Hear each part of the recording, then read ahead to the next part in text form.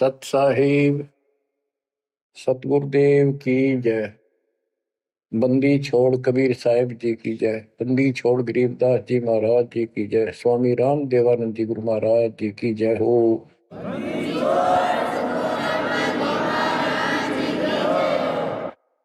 सर्व संतों की जय, सर्व भक्तों की जय, धर्मी पुरुषों की जय। श्री काशी धाम की जय, श्री सुडानी धाम की जय, श्री क्रोथा धाम की जय, श्री बरवाड़ा धाम की जय। सत साहिब परम पिता परमात्मा कबीर जी की असीम हृदय से बच्चों, आज आपको अपने घर का पता चला।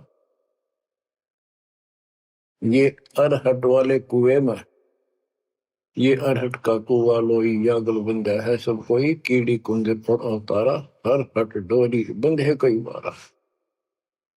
इस हर हट जैसे कुएं में बहुत बार चक्कर काट चुके हो।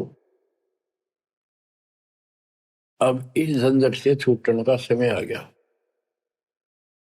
आप किसी से पूछ लो, कोई भी मरना नहीं चाहता, पर सबको पता यहां रह भी कोई नहीं गा। यह समस्या क्यों है? ये इसलिए है कि अब मृत्यु अच्छी चीज नहीं, सबसे घटिया ये है। फिर उम्र दोस्त था, जब तक जवान रहता है रोगी रोटी के चक्कर में उड़ जा रहा है, बस की बात नहीं। यहाँ की व्यवस्था ऐसी है, छोटे छोटे बच्चे होंगे, उनके पालने के लिए मर मिटता इंसान, और करना पड़े, देखे जहां भूखे बैठे। तो ये मजबूरी है अपनी। और फिर सारा जीवन बच्चों को पाल पोस कर पढ़ा कर शादी कर दी, उनके बच्चे हो गए। बच्चों, अपना कर्म के साथ जीव आप बैठे। बच्चे कितने अच्छे हों, कितनी अच्छी बहू आ जा पुत्रवधू, लेकिन कर्म में दुख है तो कोई न कोई इसी आंट चला देगा काल। वो चाह कभी आप उसकी मदद नहीं कर पाओगे, उसके कर्म ना करने दे। जैसे आपको बताया, या फिर कोई ऐसी बीमारी हो जाएगी, बच्चे भी, बेटा भी, पुत्र वधू भी दोनों बैठ कर रोने जाएंगे, और वो चिल्लाए जा। सास या ससुर कोई भी है, वो कर्महीन इंसान दुख आवेंगे। वो दवाई भी जो आ सके हैं अच्छे हॉस्पिटल में ले जाएंगे, लेकिन उस दुख उस दर्द 2900 ने कौन मिटा होगा? बच्चों, बहुत बार समझा लिया आपको, कति आंख नहीं खुलने देता। ये काल केवल सतगुरु शरण में आने से इस काल का प्रभाव हट जाता है कुछ समय के लिए, और तब ये बातें अच्छी लगती हैं। ना कोई गाना, ना कोई बेंजू बजे, ना कोई अच्छा सुर निकाल ले जाते, केवल ये परमात्मा की अमर कथा सुनाई जाती है, उस दाता की बोली, उस कबीर परमात्मा की महिमा सुनाई जाती है। और धीरे धीरे जब पाप कम होते चले जाते हैं, यह इतनी अच्छी लगती है। वो गाने सुना करते बकवादी, एक अन्य के लिए लगते इनके सामने। तो पाप कर्म जितने कटते चले जाएंगे, इतने ही ये आत्मा का आहार इसे अच्छा लगने लग जाएगा। ये बहुत सी घटनाएं सारे घट रही हैं, पर एक आधा सुनाने से सभी समझ में आ जाती है। एक व्यक्ति को अधर्म मार गया, पैरालिसिस होगा, और उसके 4 एकड़ जमीन थी, उन्हें 16 एकड़ बढ़ा दी। सारी जिंदगी मेहनत करी खूब कंजूसी के साथ। भगवान को जाने कौन था, कोई सुनता ही नहीं भगवान के बारे में। था उसको 4 लड़के हो गए, चारों की शादी कर दी, चारों अलग अलग हो गए। उसको पैरालिसिस हो गया। अब उसको कोई नहीं उठा उन चारों में, और बच्चे उसके पास से निकल जा। गांव के व्यक्तियों को पता चला, वो आए, उन बच्चों को समझाया, भाई बाप है, इसने कितना कुछ किया तुम्हारे लिए, कुछ तो शर्म करो। तो एक ने शर्म के मारे कुछ 10-5 दिन की सेवा फिर छोड़ दी। फिर उनके रिश्तेदार बुलाए, पंचायत हुई, रिश्तेदारों ने ये कर दिया भाई इसके 16 किले ने 5 हिस्सा में बांट दो। तो 3 एकड़ जमीन तो इसका हुआ है, इसको दो, 3 किले इसके छोड़ दो, और जो इसकी सेवा करेगा वो लो। तो छोटे वाले की पत्नी बोली जी हम ले लेंगे, हम संभालेंगे। वो लालच में वो बला ले ली, बला हो जाती है ये क्रमहीन इंसान, और 1 महीने बाद से फिर छोड़ दी।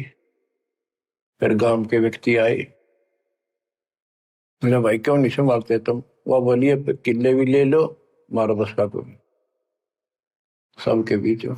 तो गांव के लोगों ने एक नौकर किया, 3 एकड़ जमीन में से उसका जो खर्चा वर्ता उसको ध्यान लगे। तो जब वो पंचायत हो रही थी, बताओ था एक आदमी, और हमने देखा कई जगह ऐसी घटना घटी। तो जब वो पंचायत में आ रहे थे, रिश्तेदार आ रहे थे, वो खाट में पड़ा पड़ा नाड़ नाड़ हल्ला, और पोता आ गया उसका। उस पोता ने इतनी दूर खड़ा था वो, 5-7 फुट, नो करा नाड़ का नहीं, अकबर आजा आजा लाट कर भाई नो, नाड़ नाड़ लर्ज किन्नो दिखा कर मैं इससे प्यार करना चाहता हूँ, और वो दूर बात। तो वहां बैठे उपस्थित व्यक्ति बोले इन बेटा ने तक कर दी इतनी छोटी मालस, इन पोते ही कसर रह रही है, ये करेंगे। तो यहाँ अध्यात्म ज्ञान आता है। जो काम करण का था कर्म इन वो तो करया कोई नहीं, जिसका दुख भी टला हो, बेटा बेटी पुत्र वो दूर सब न अच्छा लगा हो। तो बच्चों यू काम करण का है, यह सबके साथ बढ़ जाएगी जाए, भगवान की शरण में नहीं रहता।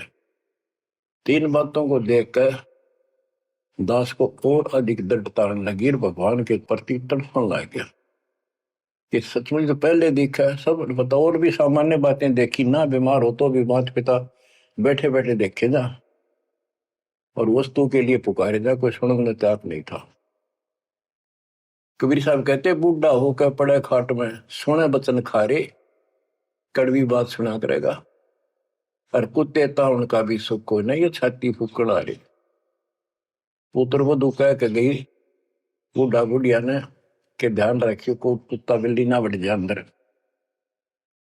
अब वो ध्यान रखे तुम्हें दिखे कुछ ना दिखे, और दोस्त आंख लागी, कुत्ता बढ़कर उसकी लस्सी दूसरी गिरा गया।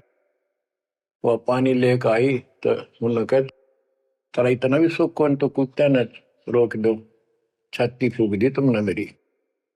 तो परमात्मा कहे फिर ये एक वचन सुनोगे तुम, ये कथा सुनने को मिलेगी अमर कथा तुम्हारे को। जो काम करने का वो कर लो, भक्ति करो, और फिर देख घर में भी सुख, शरीर में भी सुख, और सारे बच्चे भी भक्ति मार्ग पर लग जाएंगे। बच्चे सत्संग में जाएंगे, उनके मन दया पैदा होगी, भगवान का डर होगा, उनको अपने कर्तव्य का ज्ञान होगा कि माता पिता की भी सेवा करनी चाहिए, इन्ना में पाला पोसा है, दया बनती है अंदर इस ज्ञान से।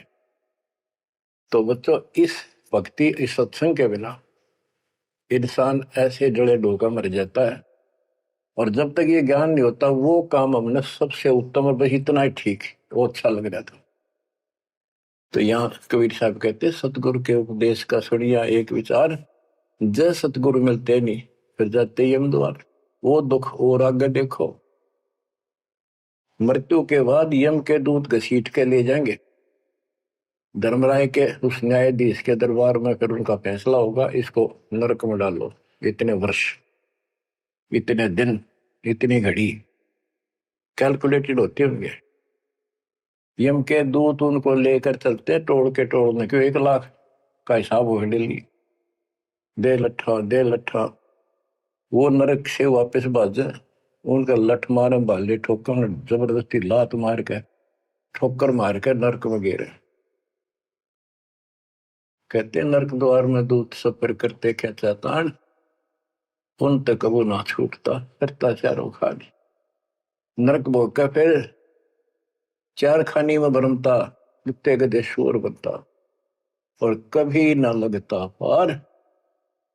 सो फेरा सब मिट गया मेरे सतगुरु के उपकार।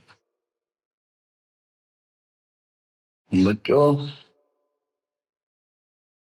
समझ लो इन बातों को और देखो मालिक की दया। ये बातें कदे हमने दादे परदादा पर भी ना सुनी, माता पिता से नहीं सुनी। उसकी दया विदाता की। और आज ये अच्छी लगे और बात एक भी अच्छी नहीं लगती। वो तो बेतुकी बातें हैं। थोड़ी देर बातें करनी पड़ती है इधर उधर की, 2 मिनट बाद में सोचा ही गया तो जा अपना परमात्मा ने याद करे। तो यह लगन अलग से लगेगी, इस सत्संग से लगेगी। और भक्ति सुमन दान करोगे या सेवा, ये सारे मिलकर आपको निर्मल करेंगे। आपको हर तरह से शक्ति आत्मा को मिलेगी। भोजन खाते हैं तो उसमें सभी प्रोटीन सब प्रकार के खाने होते हैं, तभी स्वस्थ शरीर रहता है। इस प्रकार हमने सेवा भी जिसी बने, सुमन भी, दान भी, ये करना पड़ेगा। और मर्यादा का निर्वाह परहेज भी रखने पड़ेंगे, तभी आत्मा स्वस्थ होगी, मोक्ष प्राप्ति योग्य होगी। बच्चों धन है आपके माता पिता जिनसे जन्म हुआ। आपकी किस्मत को अगर व्याख्यान करने लगो, आपकी किस्मत का वर्णन करूं, कोई शब्द नहीं दास के पास। इतनी अच्छी किस्मत लेकर जन्मे हो तुम। आपका मनुष्य जीवन इस समय, मनुष्य जीवन के बाद फिर आपको शरण मिल गई। गजब अजब बात यह है कि आपको शरण मिल गई।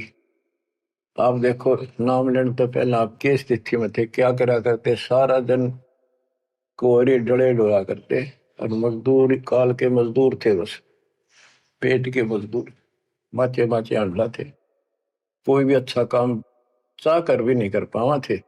आत्मा भी अच्छी थी, था आपकी नर्म भी थे, दया थी, भाव था, सारा था, भगवान की चाह भी थी, पर ऊपर सी थी, काम चलाऊ सा था। और नाम लेने से पहले जब आपने स्टार्ट किया इस मार्ग को, देख मन कितनी बगावत करे था। ये कैसे हो सकता है, ऐसे कैसे हो सकता है, हमने तो ये पूजा की, हमने ये देखा, ये सुना। तो काल ने परमात्मा से पहले कहा था कि तुम्हारा जो हंस जाओगा ज्ञान बताने के लिए, उससे पहले कहते देवी देव धाम पदुआओ, तीर्थ व्रत और ये झूठे जब तब मन लाओ। इस तरह की सारी शास्त्र साधना से इनको इतना मूर्ख बना दूंगा कि कोई भी उसके ज्ञान को सुनेगा नहीं। जाओ योग जीत संसारा, जीव न माने कहा तुम्हारा, जीव तुम्हारा कहा न माने, हमारी ओर हो बात बखाने। हमारी ओर होकर बात विवाद करेंगे तुम्हारे साथ। बच्चों इन बातों को याद रखो। इस जीवन की सफलता है कि इसमें परमात्मा प्राप्ति हो। आप इसके निकट आ चुके हो। आपने जो भक्ति स्टार्ट करी, आपकी यही दशा थी। कति मन मान कर राजी नहीं था। और उस दाता देखो अपने बच्चों को कैसे कैसे कैसे कोई न कोई भेज के अपना बहन भाई रह रह के कथा सुनाई।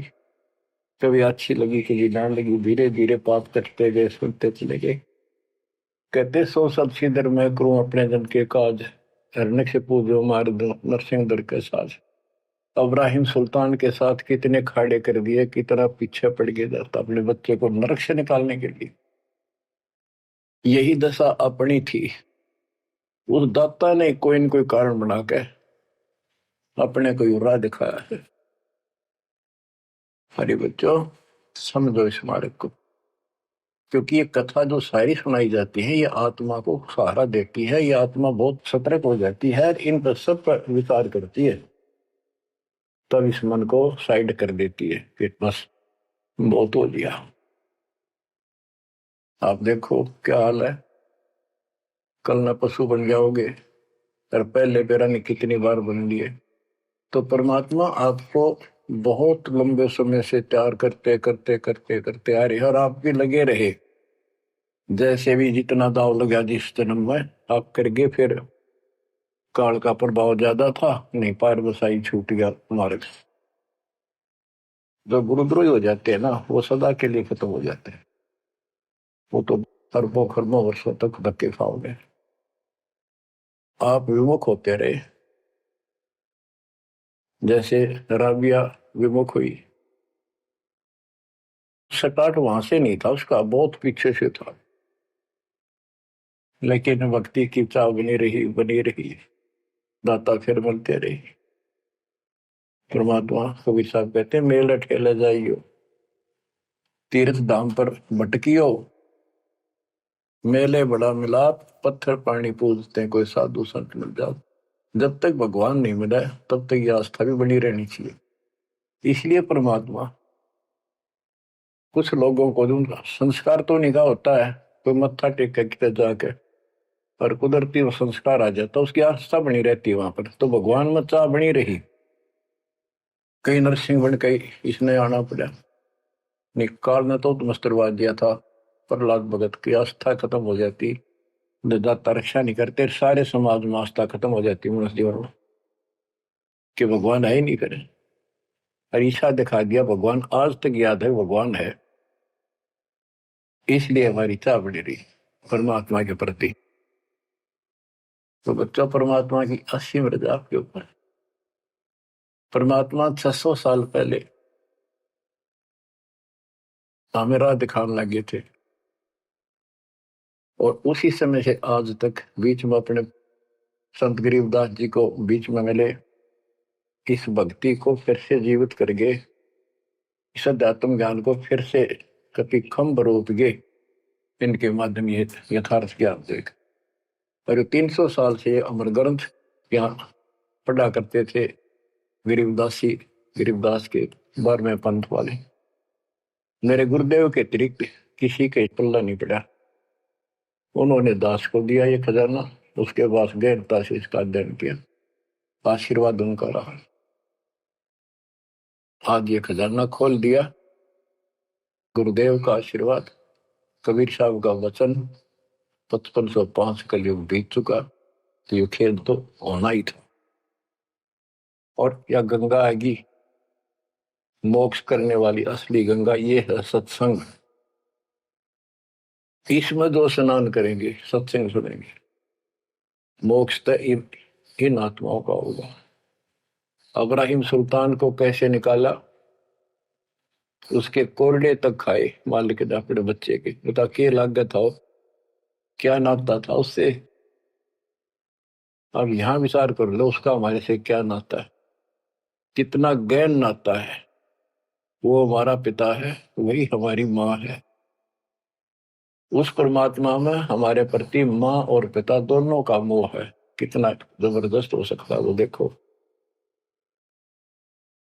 तुम अपनी गलती से फंस गए, पर वो बैठा उस पर भी नहीं जाता खाली, कि कुछ तो निकालो काल के जाल से। आप आंख खोलो, इस मार्ग को दृढ़ता से ग्रहण करो, बच्चों वाली बातें छोड़ दो, सारा संसार एक तरफ हो जाए, आपने एक तरफ होना पड़ेगा। जैसे मीराबाई को कहा उसकी मां ने, सत्संग में जाना मेरा छोड़ दे, आए मारी लोग कर तकरार, सत्संग में जाना मेरा छोड़ दे, सत्संग में जाना मेरा ना छूटे, सत्संग में जाना मेरा ना छूटे, तारी चाहे जल कमरो संसार, सत्संग में जाना मेरा ना छूटे। इस दशा में, इस स्थिति में आपको आना पड़ेगा। ये संसार साथ नहीं जाएगा, ये संसारिक व्यवहार आपका कति काम नहीं आऊगा। ठीक है, बेशर्म होना भी नहीं, जितना हम समाज में सहयोग कर सकते उस तरफ में रहना पड़ेगा। प्यार दें सबको, नमस्कार करें, बड़े छोटे की कदर करें, अच्छा व्यवहार करें, हेल्प करें, लेकिन जहां अपने भक्ति में बाधा हो उसका नमस्कार करे, हाथ जोड़ लें दूर थे। बच्चों,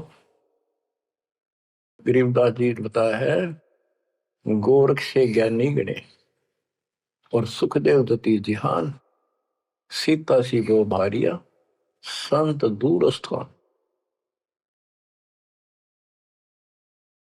पुण्यात्मो,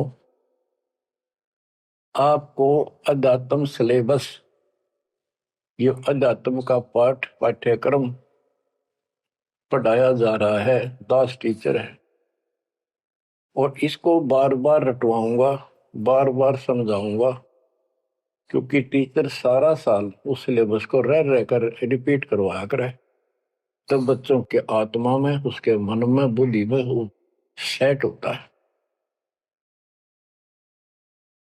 तो बच्चों, आपको ये सिलेबस दास बार बार रिपीट कराएगा और ध्यान से उत्सुकता से सुनते रहना। परमात्मा के ज्ञान को, सत्संग को सुनो जब कति एकाग्र चित्त से सुनो। गरीब गोरख से ज्ञानी घने, सुख देव जति जिहान, सीता सी बहु भारिया संत दूर स्थान।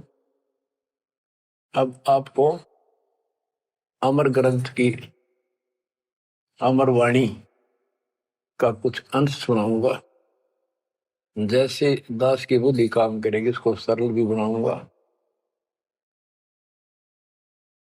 गरीब यज्ञ रची जब पांडव राजा, नो नाथो नहीं ना दुहबाजा, 84 सिद्ध रिद्ध सब मोहे, पूर्ण ब्रह्म ध्यान नहीं जोहे।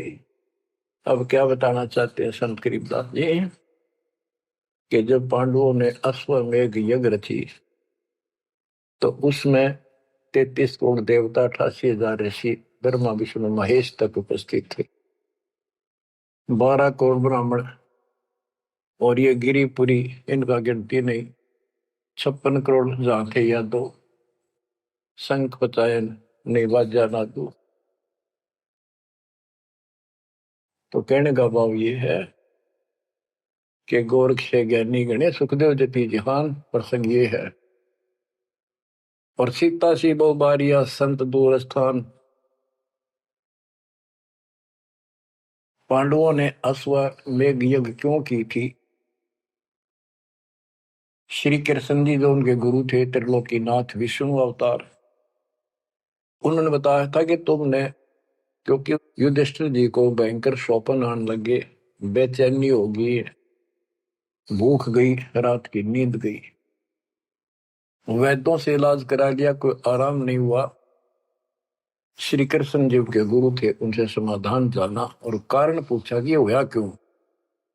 तब श्री कृष्ण जी कहते, तुमने जो बंदूकघात किए हैं, युद्ध में, महाभारत में आदमी मारे और अपने प्रियजन मारे, रिश्तेदार मारे, ये पाप वो हानि कर रहा है, वो सेध रहा है। समाधान ये है कि अश्वमेघ यज्ञ करो और पूरी पृथ्वी पर न्योता दे दो, कोई आओ, धर्म यज्ञ करो एक, और धर्म यज्ञ सफल होगी तो तुम्हारा यह दुख दूर होगा, अन्यथा नहीं होगा। और यज्ञ संपूर्ण होने की, सफल होने का चिन्ह बना दिया, बता दिया निशानी, कि एक शंख 5 मुंह का, पंचानन शंख, उसको पंचजन्य भी बोल देते हैं। पंचायन, आनंद माने मुख होते हैं, पंचानन 5 मुख का शंख एक अलग स्थान पर रखा जाएगा। वो कोई बजाएगा नहीं, आप पर बाजेगा। वो बाजेगा तब जब कोई पूर्ण संत, अच्छी करने वाला उसमें भोजन खा लेगा। तो 33 करोड़ देवता बुला लिए, 88,000 ऋषि आगे, 12 करोड़ ब्राह्मण आगे, तो किसी से भी शंख नहीं बजा। न्योता देने के लिए चारों पांडवों की चारों दिशा में ड्यूटी लाई थी युधिष्ठिर ने छोड़ दिया कि भी न्योता देगा और निमंत्रण दो। भीम का निमंत्रण देने की जो दिशा थी, ड्यूटी थी जिस साइड में, उसमें सुदर्शन नाम के एक सुपच, जिसे आजकल शेड्यूल कास्ट कहते हैं, उसमें सुपच कहते थे, और वाल्मीकि जाति में थे वो। भीम वहां गया। भीम ने उनको निमंत्रण दिया कि भगत जी हमारे वहां आइयो, और मैं युधिष्ठिर राजा का भाई भीम हूं, और ऐसे ऐसे हमने एक अश्वमेध यज्ञ रची है, आप आमंत्रित हैं। तब सुदर्शन जी ने कहा, सुपच ने, कि भीम तुमने तो इतना पाप कर रखा, कसाई भी फीका पड़ गया, तुमने ऐसा जुल्म कर दिया। वो बहन आज तक रो रही है, जो विधवा होगी सैनिकों की, उनके बच्चे टक्कर मार रहे हैं, माँ से पूछ रहे हैं पिताजी कब आएंगे छुट्टी। उनकी माँ एकांत में ज्यादा रो रही है, तुम बैठ के ठाठ कर रहे हो और तुम मौज कर रहे हो, तुम तो नरक में डाले जाओगे। मुझे बुलाना है, जो अश्वमेघ तुम करने जा रहे हो, ऐसी अश्वमेघ 100 का फल मुझे संकल्प करो, 100, तब मैं तुम्हारे जाके रोटी खाऊं, मैं कौन पड़े से नरक में। अब अहंकार था भीम को कि हमारी यज्ञ तो सफल होनी है, क्योंकि श्री कृष्ण जी रहे साथ। तो उस भगत को कहा कि तेने आना होता आज, ये निफालतू ना बोले कि तेरे बिना वह काम अड़ा है, हमारे कोई आंट नहीं लगती। तो सुदर्शन जी चुप हो गए, साकेत और सवान को उल्ट जवाब ना दे।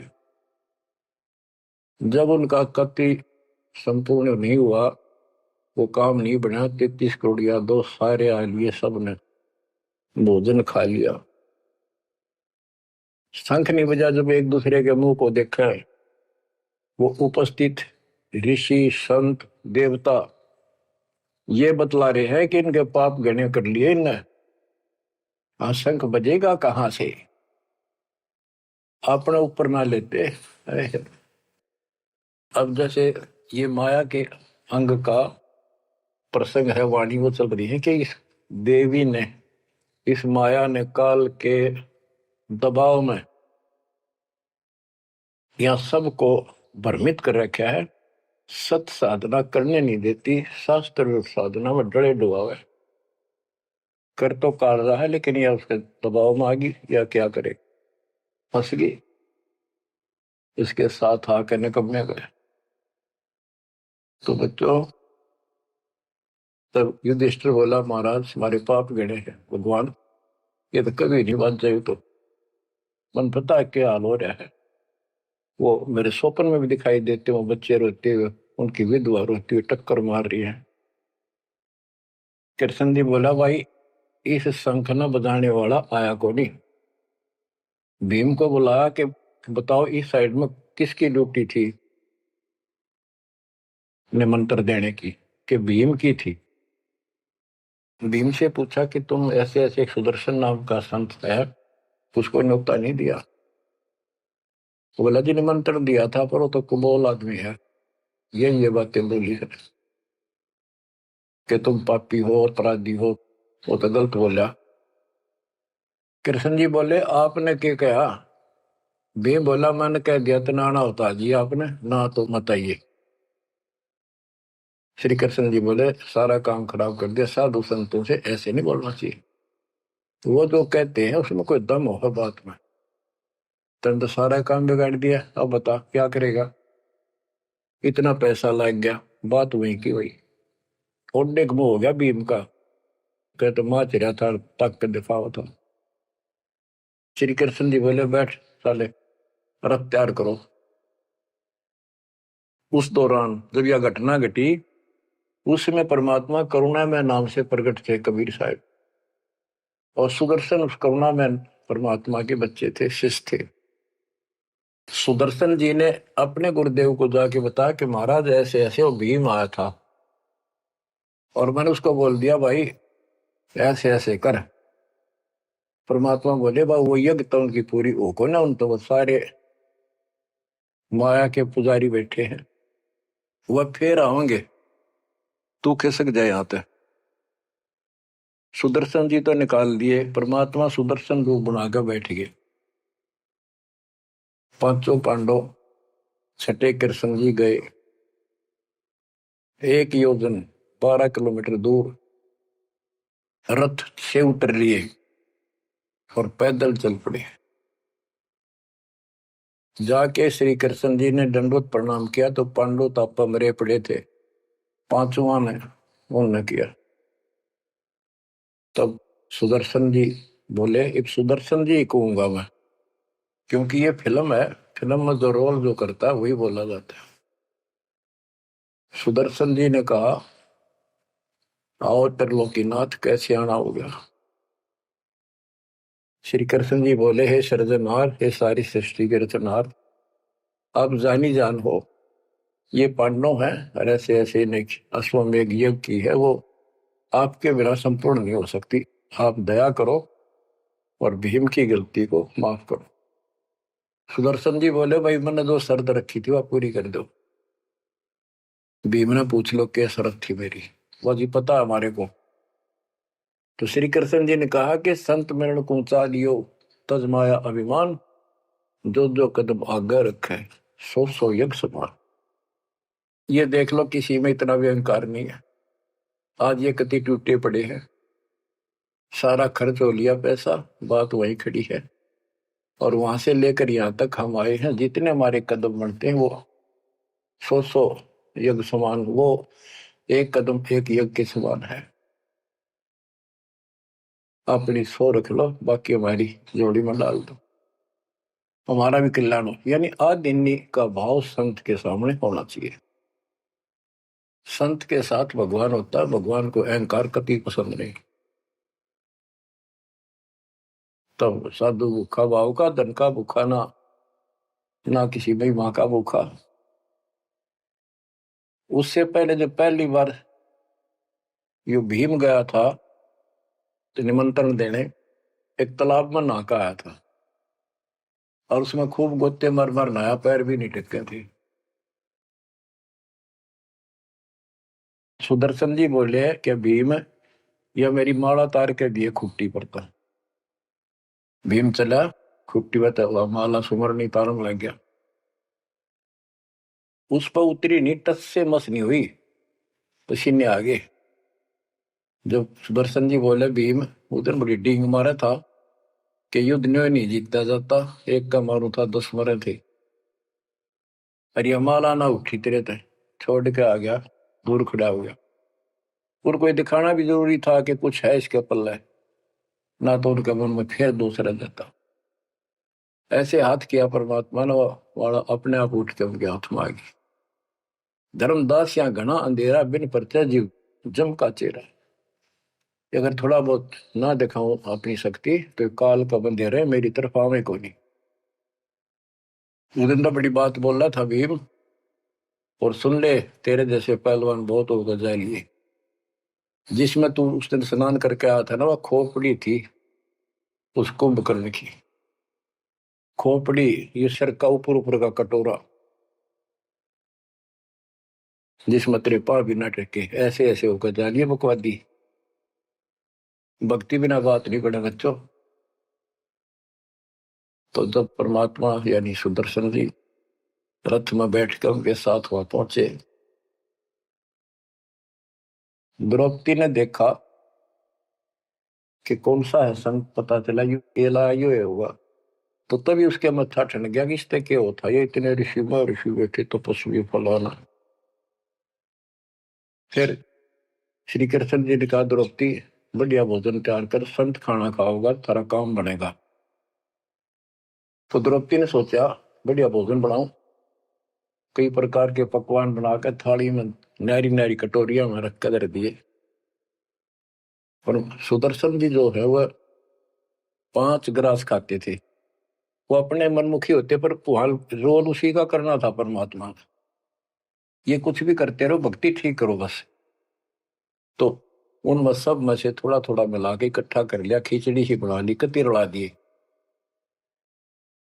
कि सारे पकवान वहां मिल जाए और सबका भोग लग गया।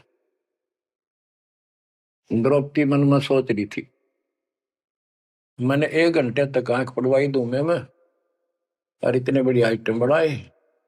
अक्षंत खाओगा, रंगुली चाटेगा और सरा होगा किसने बनाई है सब्जी रोटी। और इसने कुछ करना आता ना, और ना शूद्र का शूद्र, ये कहाँ के शंख बजाएगा ये।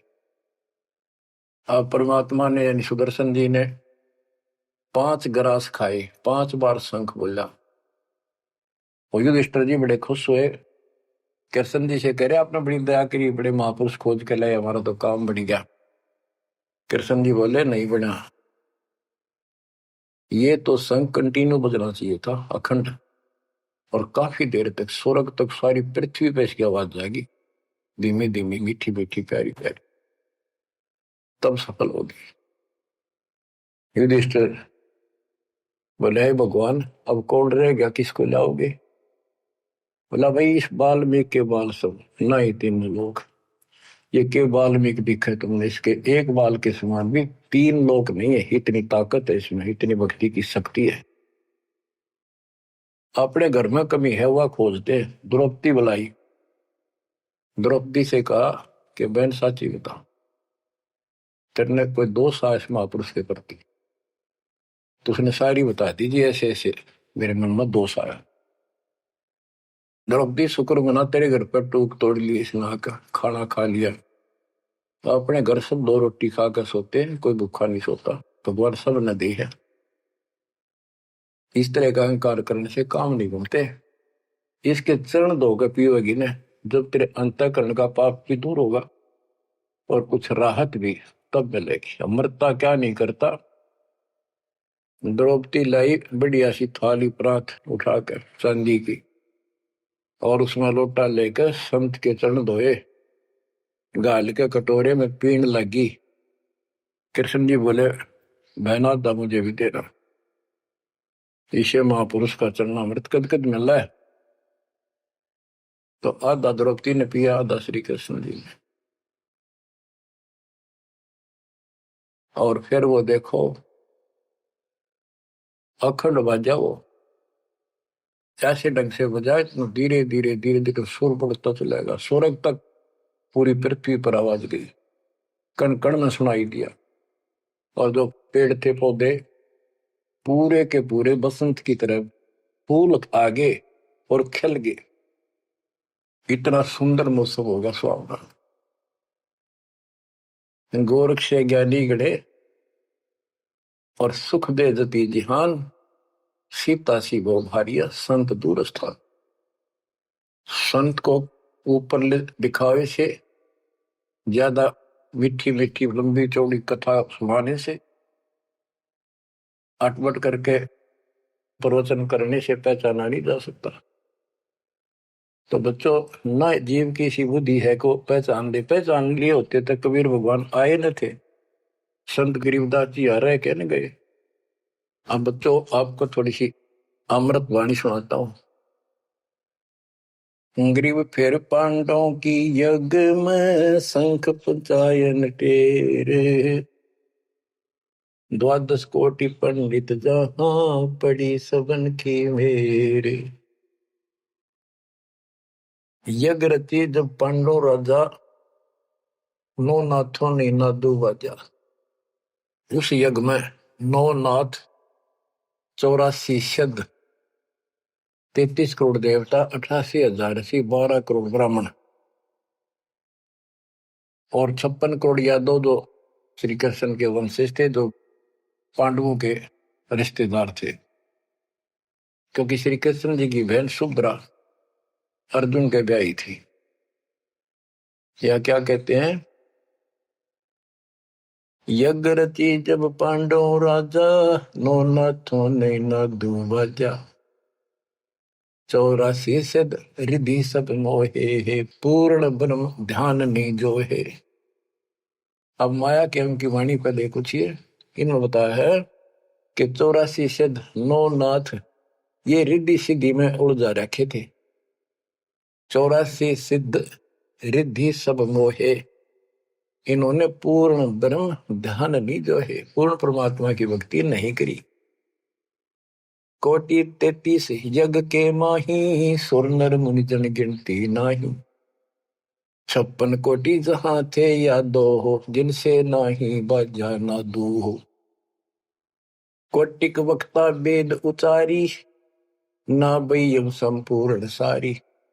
सर दर्शन की गिनती नाही, अनाथ जीव जी में बो माही। ओहो, सठ दर्शन ये गिरिपुरी कहती है बहुत गड़े आए हुए थे, और अनाथ जीव भी बहुत गड़े आए। सुर नर मुनि जन तपा सन्यासी, दंडी वृत्त बहुत उदासी। कामधेनु कल्प वृक्ष ही लाए, 3 लोक के सुर नर आए। 5 पांडव कृष्ण शरीरा, जिनसे यज्ञ बही निधीरा। होय होय, 5 पांडव और श्री कृष्ण जी वही खाना खा चुके थे, उनसे यज्ञ बही नहीं थीरा, उनसे यज्ञ नहीं हुई पूरी। एक बाल्मीक नीचे कुल साधु, जिन शंख पचायन पूरे नादु।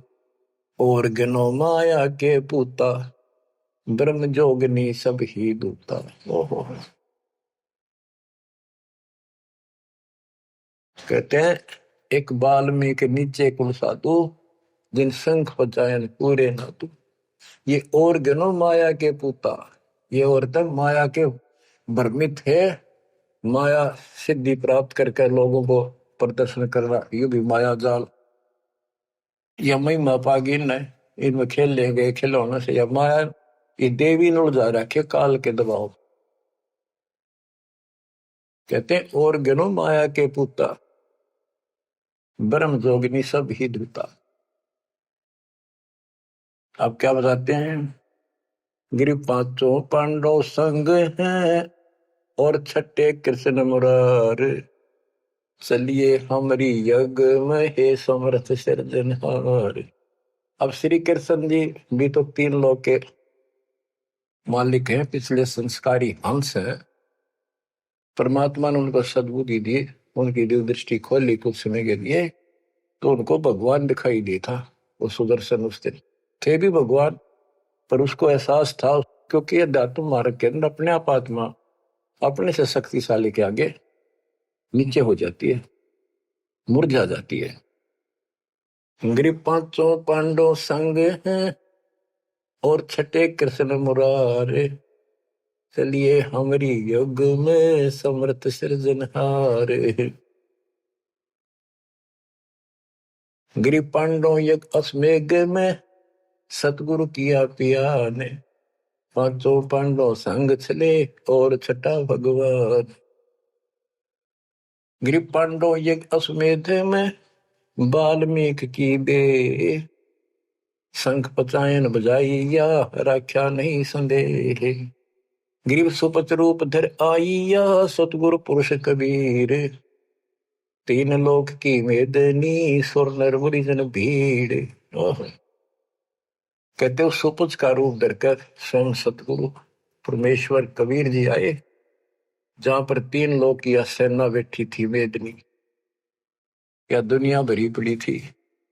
33 करोड़ देवता, 88,000 शेरियो, 56 करोड़ यादव।